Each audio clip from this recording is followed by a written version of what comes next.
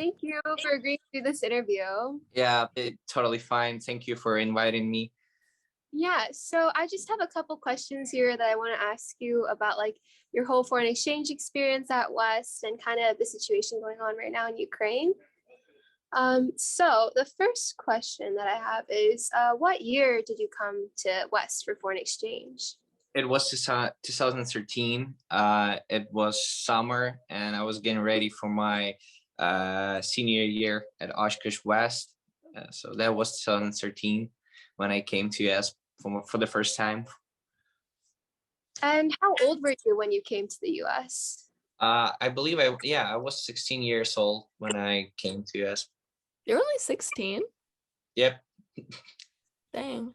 The funny thing is, when I came back home, I still had curfews. Like when you're 16, you can go abroad to another country, another continent, and it's okay. But when you're home, you still have to be at home in time. Yeah. That was fun. Okay, and how did you first become interested in foreign exchange? Well, I've been learning English since the first grade, since I was 6, and I really liked it. I thought that I would become an interpreter or something like that. And like all of the popular pop culture phenomena, they usually come from West, and they're usually in English. So if it's a thing, if you want to live in a normal world, you must learn English. And yeah, and I heard about the exchange program at my school, and I was like, yep, I should give it a shot. And yeah, the first time actually it was my second time. I tried the first time, but it wasn't successful. I think I got to that there was something like the competition between students who want to go for exchange program. And the first year I didn't win it, but the second try was successful. Something interesting too is that our family actually hand chose Sasha. So we were able to look through a lot of applicants, and he just really stood out to our family because he was musical, and he is very intelligent and sweet, and he just fits right in with our family. It's funny, if you look at family pictures, like he looks more similar to my brother Austin and I than my brother Kevin did. So he fit right in. A lot of people back to Kevin and saying like, "Hi, are you an exchange student?" He was like, "No, I actually live here." He is. Yeah. Okay, so what was the name of this program that you guys met through? It sounds funny right now, but it's called FLEX. Mm-hmm. Flex. It's Future Leaders Exchange Program. That's what it stands for. So Bailey, was this your family's first time hosting a foreign exchange student? First and only. Mm-hmm. Only, okay. Yeah, we knew after Sasha we couldn't get anyone better. So Yeah. And how would you say like living with a foreign exchange student, especially at like a younger age, how would you say that impacted your worldview today? Yeah, so I was in 5th grade, and so Sasha was more my brother's age. My brother Austin was a senior in high school, and my brother Kevin was a junior. So it was definitely interesting learning things that I had never learned before. I feel like in America we're almost sheltered, and so I hadn't really, especially from a young age, I hadn't really branched out and looked at other cultures and other places of the world. But I found it really interesting, some of the things that Sasha was really fixated on and really excited about, because they were really normal for us.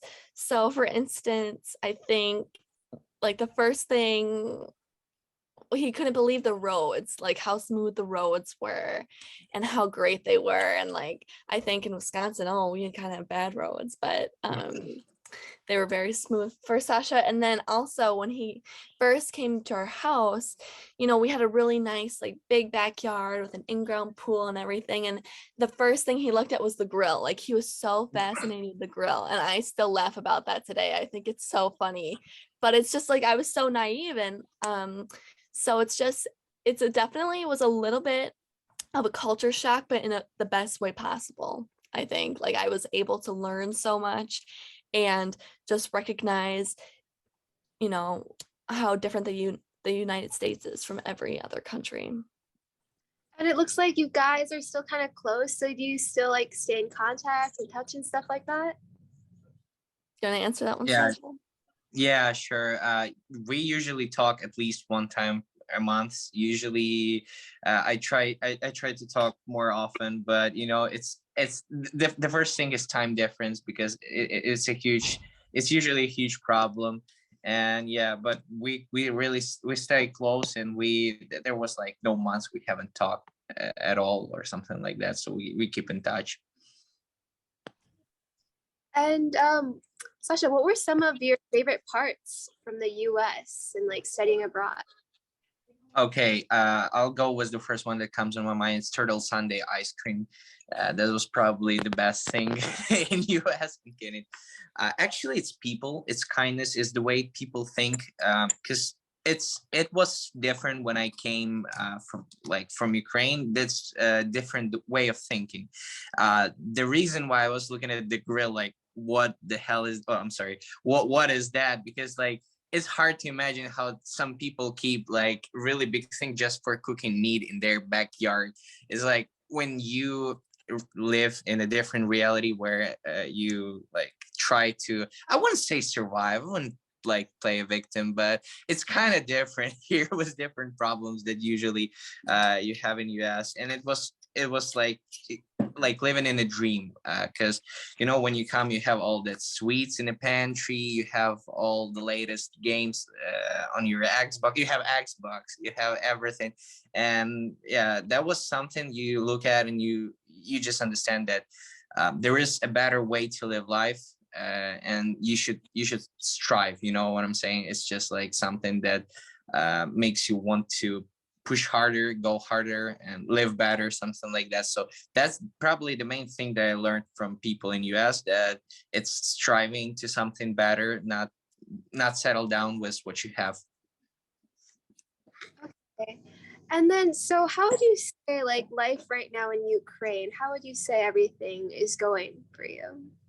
I may sound crazy, but I believe that there are a lot of opportunities. When there is a crisis, there are a lot of people who need help. And I just see that it's not only physical help, it's more even mental help, because with the whole thing going on, it's not a conflict, it's not a crisis, it's a Russian-Ukrainian war. It's just a regular war with two armies fighting against each other. But uh, when you live normal life and they just start bombing your city, when you wake up and you just look out your window and you can see bombs and shelling, it's kind of, the first day was we had really hard panic attacks. A lot of people had, we were staying just in the basements. We turned off all the lights after 6 and just stayed really quiet. But then you get used to it, because you can do nothing about it, but there are a lot of things that you can change. You can help people, you can go out there and do something. So right now i, I think it's like we it's the birth of new country conscious. I can probably, it's hard to explain it in English for me, but and usually when there is a birth, it's a pain, it's blood, and it's really bad. But what's going to be after the war, what I believe is just gonna be the really just different country with different people who think different. Because I believe the main problem of people is the way the people think. And right now, after war begin, all people got together. They don't split, they just stay together. And that's the thing that it's really powerful. And I believe that in the future it will work out in a good way. So what I would say, to live in Ukraine right now, it's pretty hard, but you have to do something to live good. That's what all nations go through. Like you can see it in the history of all countries. There are wars that the country became stronger after that war. You can see it even even in US. Like when people strive freedom, there is nothing that can stop them from striving freedom. And I believe that's a great power that will define the way people are going to live in the future in Ukraine. Well, yeah, I can't even imagine. So by your descriptions, it sounds like that the area you live in was directly affected by the invasions. Is that right? On the first day. I live in the western part of Ukraine. I live in a city where Putin's bad dreams come from, because in his speeches, he usually called people that live in the western Ukraine Nazis. And it's extremely funny to hear all that propaganda from Russia, because we have really big Black community. We have students from Africa coming to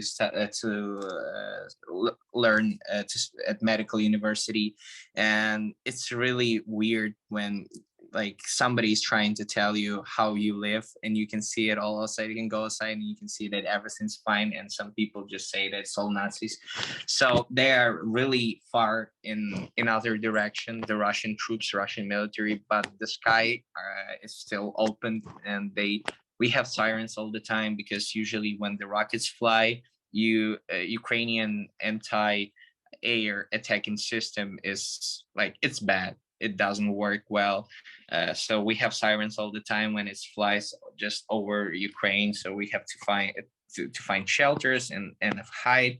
But right now it's pretty much quiet. We still have sirens, but we are ready for that. We're ready for anything that can happen. We have our documents and everything in one place, so we're ready to go to the shelter if something happens. But what I believe that Russian troops would not go here in the part of Ukraine where I live. And sort of what was like your initial reaction to like the invasion? And this works for both Sasha and Bailey. Oh, Bailey, go ahead. I answered the last question first. Well, you can answer after me, but you know, given that Russia and Ukraine have had their I don't know a great way to put it besides their differences, but obviously Russia's had an issue in the past with Ukraine. Actually, when Sasha was here, we were worried about him getting drafted and things.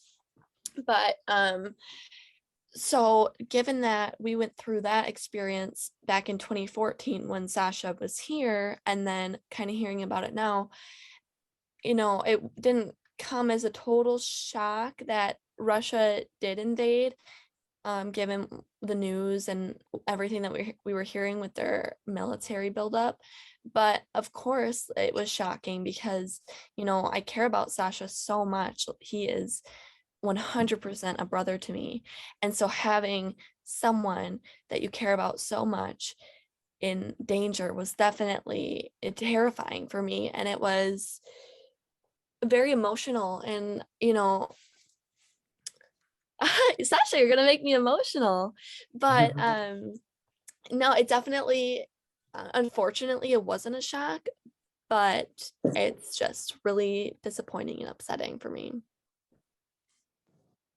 Yeah, I thank you, Bailey, for the support. And the first thing I want to say is I have never felt the support.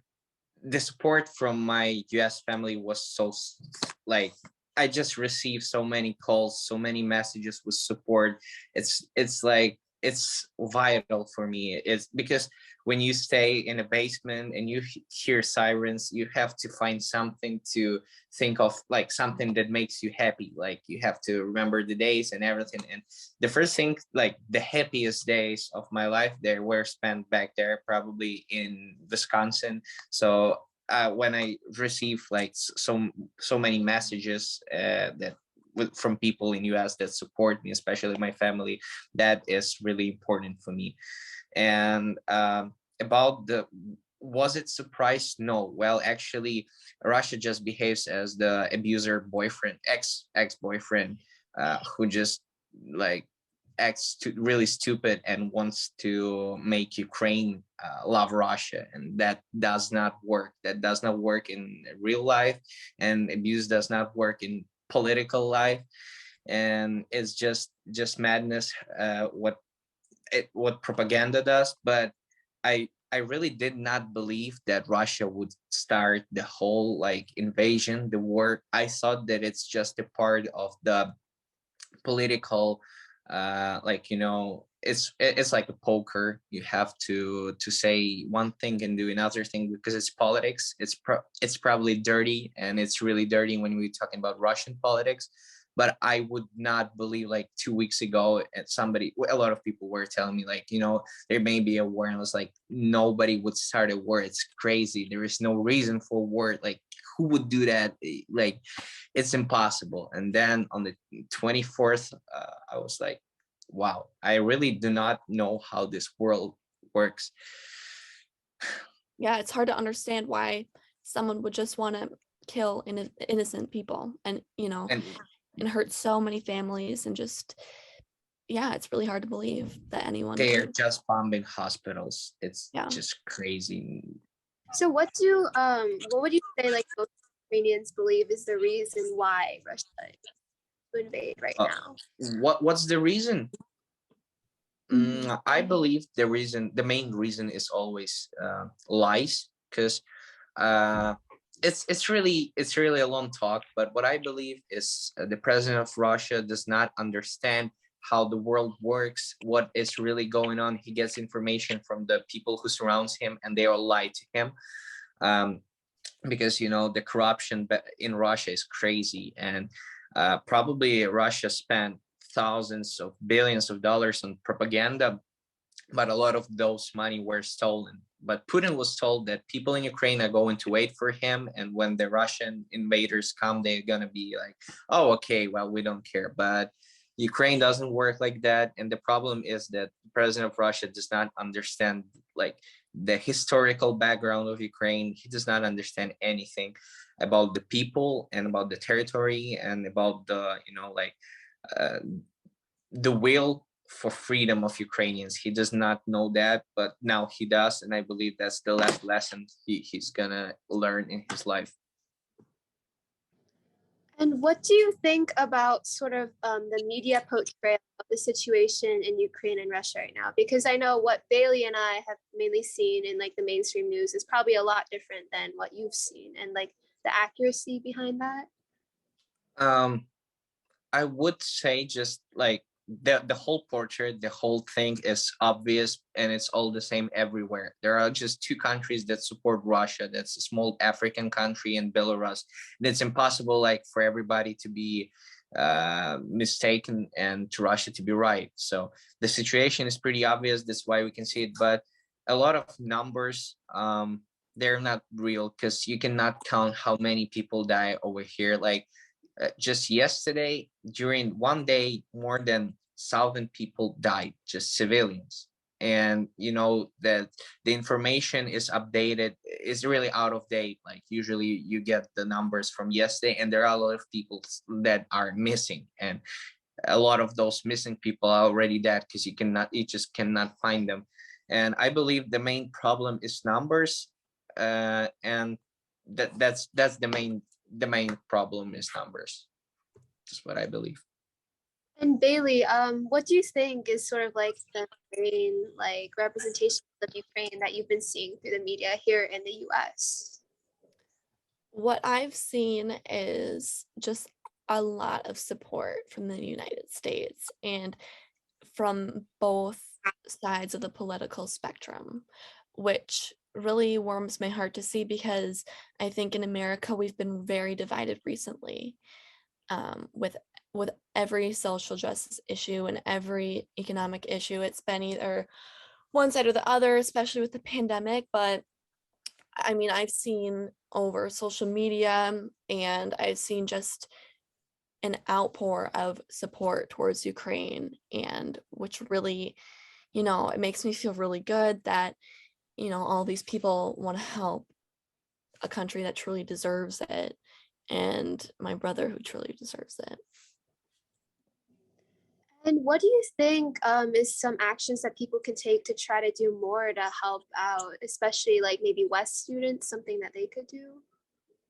Definitely. I think raising awareness is a large part, and just, informing yourself, making sure that you're properly informed on everything that's going on, and keeping up with the news is just one way to, yes, help yourself, but in turn help the people of Ukraine and make sure that, everything that you're learning is accurate and that you're standing with them. I know that our family has been doing a lot of fundraising, but I know that there are other fundraisers, circling around the internet, which are always helpful. I think as much support as we can give Ukraine right now, I think is helpful, and they deserve that. And Sasha, what would you say are some things like being in Ukraine right now that would help out the most? Excuse me, can I get it again? Because I didn't hear it. Oh yes, like what would you think would be some things that people could do to help out Ukraine the most? I totally would agree with Bailey. It's about making a statement. It's about spreading the message, because the position of not like when you're not taking any action is actually sometimes breaking the law when you do nothing and you see injustice. And it's I wouldn't say that it's support just like fight for Ukraine, or it's just support for common sense, for moral values, for the value of freedom. And that those values are really, really close for American people, because that's what founding fathers were fighting for. That's the common sense all people should strive for. But as we see, the regime of Russia does not want that values to spread across the Europe. And that's we can see it through the whole history of Russia, of USSR. We can of communism in that way, that it was back there in 20th century. The regime does not want freedom of speech. The regime doesn't want you to become a person. It wants you to become a part of regime. So that's the main problem, and the main fight is for values. And it's probably not here in Ukraine. It's not on the field. It's here in people's head, in choices. And I believe that all people should just understand what values they should defend and what message to spread. Because here in Ukraine, the Russian propaganda tries to work. It doesn't work. But what people in Russia think, it's crazy, because I have a lot of people who I worked with in Russia, a lot of my friends, and they all are really scared because their parents, their grandmas, people on the street, they're full of hate just for Ukraine, just because of nothing, because of the propaganda and TV. So the main thing is just to settle down in your head what values in life are really important and what you should stand for. I'm sorry. Okay. And Bailey, you mentioned that your family was like helping to fundraise for Ukraine. Is that something like a program that West students could get on, or? Yeah. We're not fundraising through like an organization. Our funds are going directly towards Sasha's family because he is so important to us, and they, eventually, things could get bad and they might need to flee. So, the money might go towards that. And also, Sasha and his family are the type of people to help anyone that needs it. And I know that if Sasha saw anyone who needed help, the money would be going towards a really valuable place. So right now we're just doing fundraising through Venmo, PayPal, cash, or check, and I can get that information to you anytime. But I know an email was sent out to all the West staff through Mrs. Dobish. I don't know if you ever had her, Sasha. I haven't heard about her. No. But I know a lot of Sasha's teachers have donated, so we've seen those, and it's been really great to see that. But yeah, I can get you that information. Okay, that sounds good. And then a question for Sasha. So you mentioned that you have some friends in Russia as well, but maybe some of your friends in Ukraine and your family, are they all doing all right as well? Yeah, sure. I'm trying to make sure my family is all right. I have a lot of friends over Ukraine because I've been through a lot of different projects and with people from all over the world. And right now I have people from Irpin. It's near Kiev. Their house was like their street was bombed. It didn't hit their house exactly, but their neighbor's house is just demolished. And this guy who lives at my place, he's a movie director. He's only like 24, and he already has his own movie. He works a lot, and usually a lot of talented people have to run away from there, and I'm still waiting for my another friend from another part of Ukraine. So we're all gonna live here and at my place. We call it Noah's Ark. It's actually like that, and it's easier to live all together, like to go through all this. And I'm just trying to make sure that all of my friends who really need support, they're all safe and they always can come to my place. Okay. And what would you say is a message that you kind of want to like leave to West students, or like just in general? Okay, just in general, in one sentence, is it's really important to see the unobvious things that are all around, because sometimes we just uh, like the whole Ukrainian question. It's the whole thing. I understand that usually normal people are not interested in it, but what was going on in Ukraine for the last 8 years? It's been a small version of war, just in another part of Ukraine that Russia started. And like a lot of politicians, a lot of European countries were silent. And the main thing is not to stay silent on things that may seem not really important. And just when you see something that's wrong, you should do it the right way, and you should spread the message about the things, about the injustice that you see. That's really important, to spread the message of problems and injustices you see, and not to be quiet about it. And what do you think that we can all learn from the Ukrainian crisis for like preventing things in the future, and what message that will leave? Okay.